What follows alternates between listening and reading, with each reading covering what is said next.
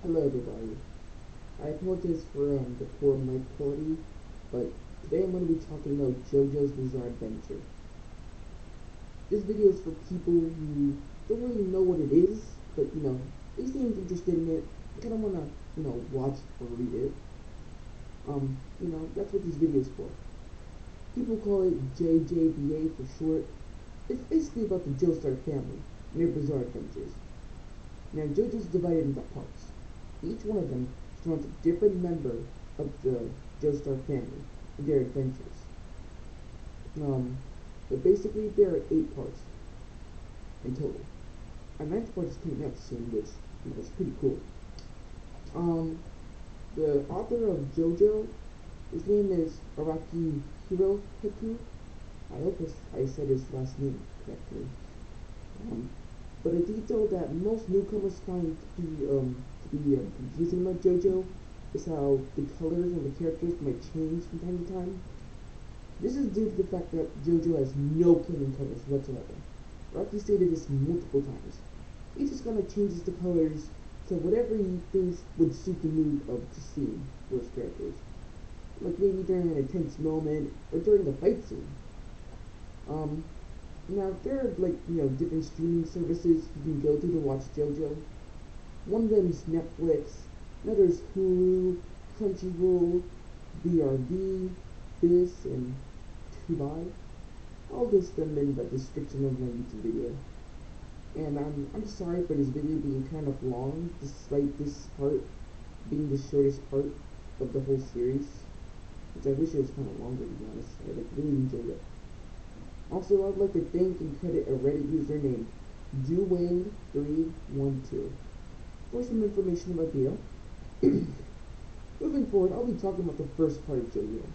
It's called Phantom Blood, which is the shortest part of JoJo, yet canonically, in the series, it's technically the longest part. But to summarize it, you know, Phantom Blood is basically about the noble and moral Jonathan Joestar's journey to defeat his malicious vampire adopted brother Dio, and save the world in the process. Phantom, Phantom Blood takes place in England in the early to late 1880s. This was during the same time, Jack the Ripper was around. Jonathan's mother, Mary Joestar, died tragically while protecting her baby, Jonathan Joestar. When it occurred, she and her husband, George Joestar, were riding on fell off a cliff. A man who was poor named Dario Brando saved George Joestar, the father of Jonathan. In reality, Dario with his wife, who he had forced into helping him, was actually trying to loot Mary and the presumed dead George's Joestar's body. George thought Dario came to save him.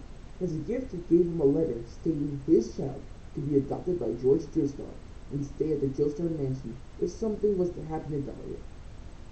Fast forward years later, we meet the chivalrous, did I say that right? Chivalrous protagonist of Phantom Blood, aka Jonathan Joestar. At the time he's 12 years old, he's British, who in the anime is often seen with blue hair, while in the manga he's often seen with brown hair. He's the son of a wealthy family, aka the Joestar family. He lives in the mansion. Jonathan's pretty kind. He's a well-mannered kid, who even got beat up just for some girl named Alina Pendleton. He did this so that he could get her doll back for her from 2 bullies.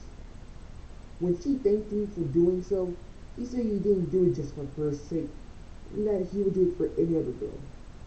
Okay, fun fact, guys. He also happens to have a dog named Harlequin Great Dane. That's the breed of his dog. His dog's name is Danny. Now, moving on now. After all this happened, we meet the antagonist, who's very cunning. His name is Dio Brando. I know this is off topic, but Dio's like one of my most favorite characters in the whole series. Dio is the son of Dario. Dio Brando is also British, surprise surprise. He's often seen with blonde hair in both the manga and the anime. He's incredibly clever, egotistical, ambitious, manipulative, and pretty evil. Now, when I tell you Dio is evil, I'm not exaggerating. In fact, calling Dio just evil, it might just be an understatement, honestly. Dio hated being poor. He tried to make money and grasp whatever opportunities he had. Yeah, opportunities. Here's a scene where a man just furiously slammed sorry, furiously slams Dio's head into a plate of food at a bar. It had been easily beaten by Dio at a chess. Money was on the line, by the way. Dio still got his coins afterwards, but Dario, his father, he seemed to be an ugly man. He was very scummy. He did nothing but drink, steal, and beat up both his wife and son. He used whatever money they had to buy more alcohol to drink. He lived in the filthy slums of London, named Ogre Street. That was the neighborhood. This place was described to be dangerous. The people there, even the animals, were vicious. Many thieves, robbers, especially poison dealers, lived there at the time. Dio's life was honestly pretty harsh and dreadful. Dio's mother died while Dio was still a kid. He blamed his father for abusing her and working for her to death. Honestly, you remember when I told you about the letter saying that, Dio could be adopted by George Joestar if anything were to happen to Dario? Well, when Dario Brando suddenly dies, Dio is sent to live with the Joestars. This is when when Jonathan Joestar's and Dio Brando's lives and destinies intertwine. Now, from this point forward, the two become rivals. Due to Jonathan's kind nature, since he's like a very good person, when he first meets Dio, he welcomes him in, with open and embracing arms. Dio, on the other hand, when he meets Jonathan just for the first time, he hates him with a burning passion. For many reasons. He thinks that Jonathan didn't deserve all the riches he had, nor the pity he received when Mary died. He saw Jonathan as a sheltered, spoiled rich kid who was undeserving of inheriting money if George were to die. Since George was rich, they were going to inherit a lot of money, which could be evenly split between the two. And, Dio, since he had a harsh life, he always wanted to be on top. He tried to make sure that Jonathan was below him, and that Jonathan knew it, just so that he could get a one-way ticket to inheriting all of that money. And after that point, Dio began treating Jonathan just terribly, by doing things like purposely stealing all of Jonathan's friends, by spreading false rumors about him, like saying Jonathan is a snitch. He also gets Jonathan in trouble with his father a lot, during the series. I wouldn't say a lot, but like a couple of times he did. Even during times when Jonathan didn't deserve it. It's actually pretty much all the times Jonathan got in trouble with his father due to Dio. Remember when Dio first got to the mansion? When he first did, Danny, Jonathan's dog, he ran up to greet Dio.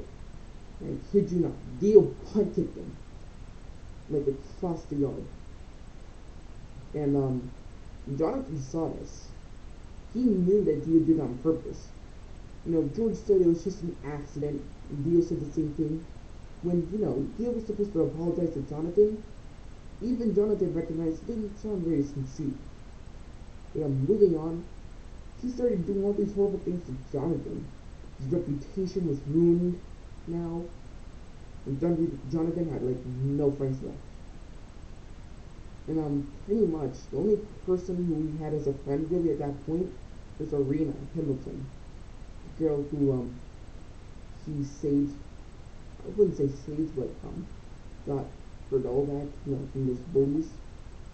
Yeah, they started to get pretty close. And, after a while, they started to kind of date. There's, a romance that formed between the two.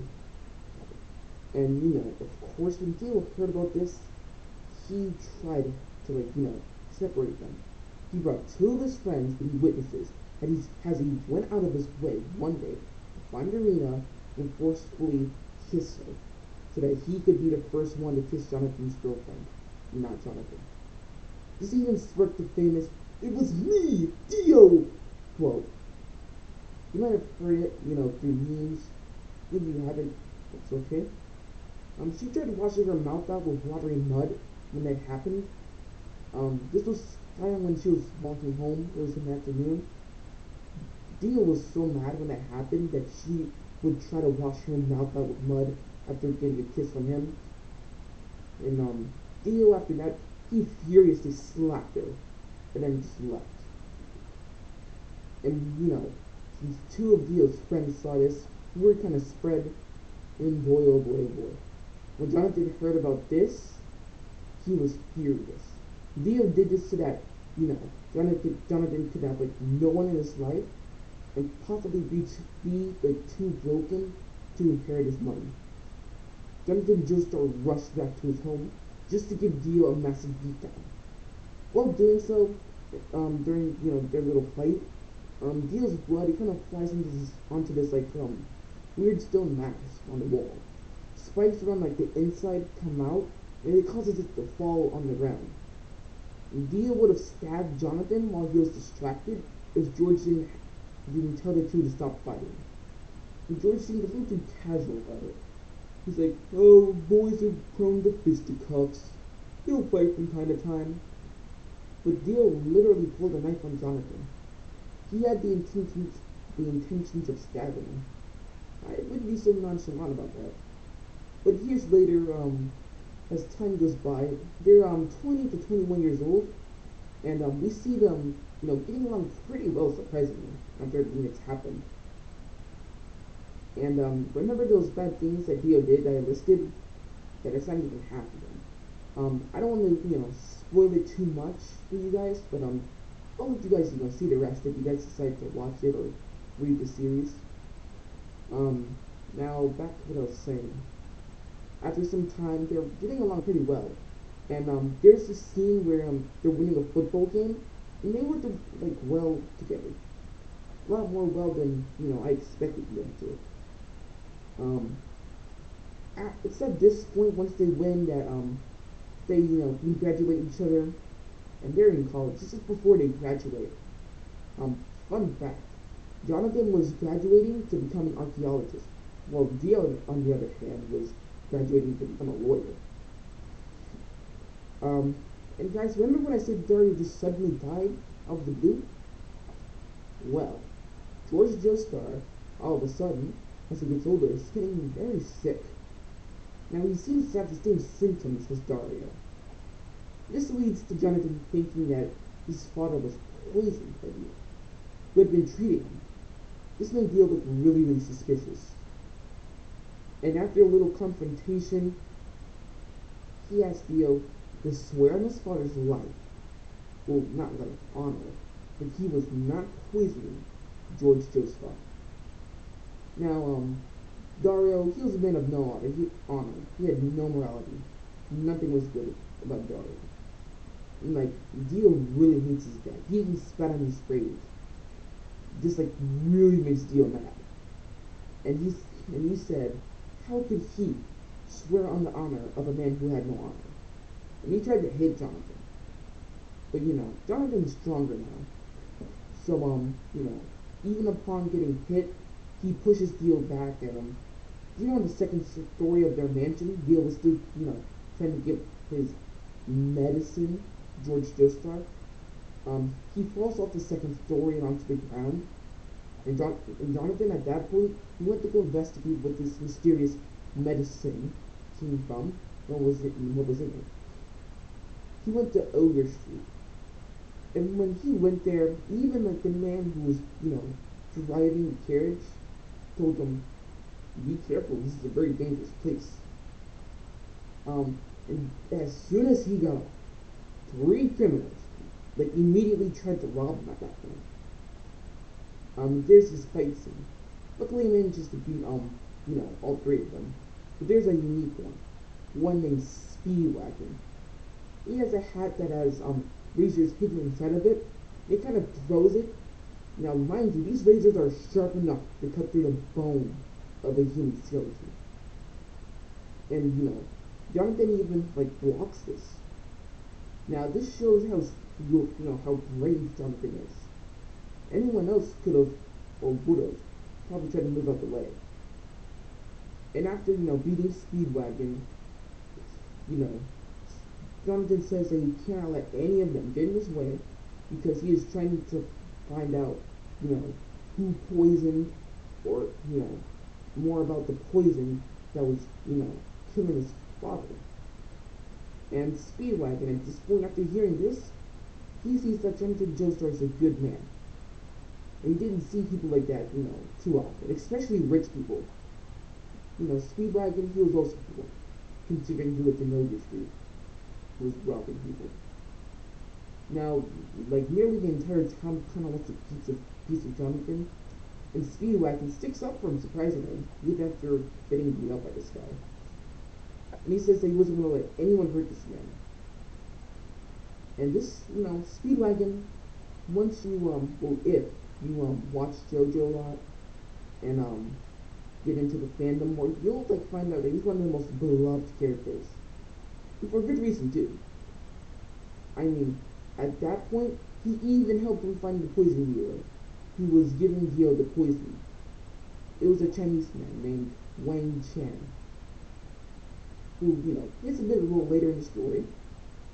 Now, this gives Jonathan enough evidence to get Dio locked up, convicted of attempted murder, since, he was poisoning his father. Now, he goes home, surviving Ogre Street and all, and tells this to Dio. Now, the police are waiting there too, in the dark. Well, actually, Jonathan didn't come home. He was already home. It was more so Dio who came home. But before Dio, came home, while Jonathan was away, Dio went out drinking, which he was kind of disappointed in himself, but reminded him of his father. He had studied the stone mask a bit, even though, it was advised against. And he saw some, like, weird properties about it. One man, got affected by the stone mask. He wore it. And he turned into a vampire. He had super strength at that point. Dio witnessed that. The capabilities. And luckily, as he was about to kill Dio too and like, suck his blood, the Senate came up just in time to burn him. And, this is when Dio went home. He was confronted by Jonathan, and frankly the police too, saying that Dio was going to be arrested. Now Dio says that, he wants to be arrested by Jonathan. He even holds his hands out for Jonathan to, use the handcuffs on him. But luckily, good old Speedwagon comes in and points out how, Dio is pretty much a bad person. And all his times Ogre Street, he was able to tell the good people from the bad people. And then Dio was pure evil, just full reek of volition and evil intent. But back, Dio had like 3-hole mark on his ear, and Dio said that, sorry, not Dio, Speedwagon said that it was a sign that he had been gifted luck by the devil. And he had basically pointed out, that Dio was tricking Jonathan, which is very helpful. And this is just when things go downhill for Jonathan. While the police are there waiting to arrest Dio said that he was going to become more this night. That he was going to transcend humanity. He said that he was going to reject this humanity. And he quickly pulls out a knife and tries to stab Jonathan. He has a stone mask in the other hand.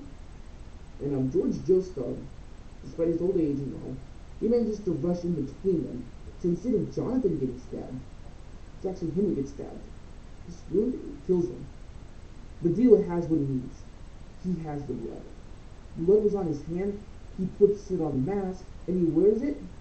The mask spikes kind of stabbed into his face, and he's kind of pointing at them, laughing, as he turns into something that's not human.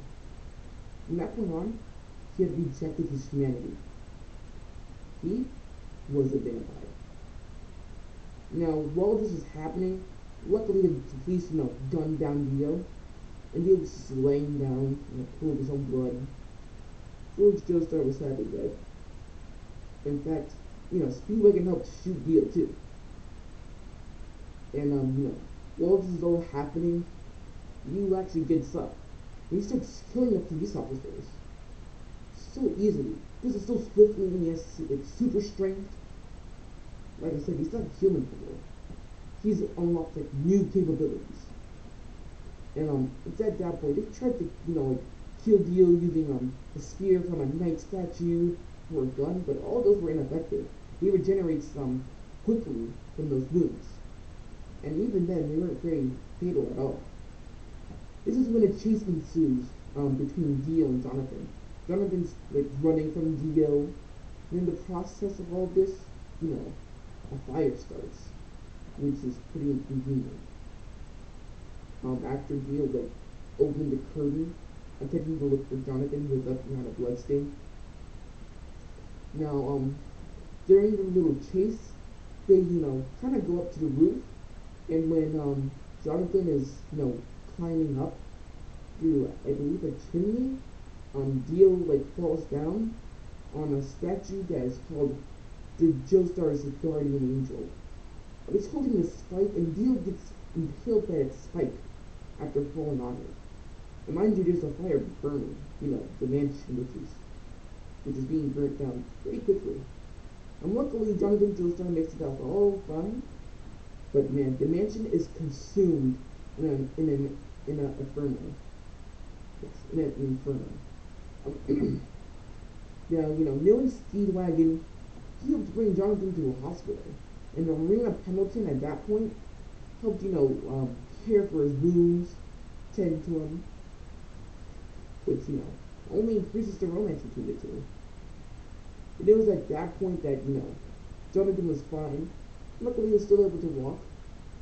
When he goes outside, walking, he meets this man named Baron Will Antonio Zeppeli. He's just basically called Baron Zeppeli throughout the series. He's been hunting down the said stone mask that Dio had for years now. And when he heard that Jonathan managed to fend off against Dio Brando, who was a vampire, during this, mind you, he offered to help teach Jonathan, Hamon, and assist him in defeating Dio. Because knowing how ambitious Dio was, he was going to take this opportunity and manipulate it. He planned on taking over the world with like a zombie army. Now, he was, actually not was, he started teaching Jonathan how to use this natural energy called Hamon. It's harnessed from breathing, and it originates from the sun. Now, despite this, it's not like something devastating like, if you were to use it, it would like burn through stuff. Surprisingly. No, but it's pretty cool in my opinion. It can do a wide variety of things, including speeding up the time that a person's wounds heal. In fact, Baron Zeppeli shows us an example of this by striking Jonathan's arm, his broken arm, mind you, with Hamon. What could have taken months, just happened in an instant with one bit of Hamon from Baron Zeppeli. It was at that point that both Speedwagon and Baron Zeppeli accompanied Jonathan Joestar to stop Dio Brando.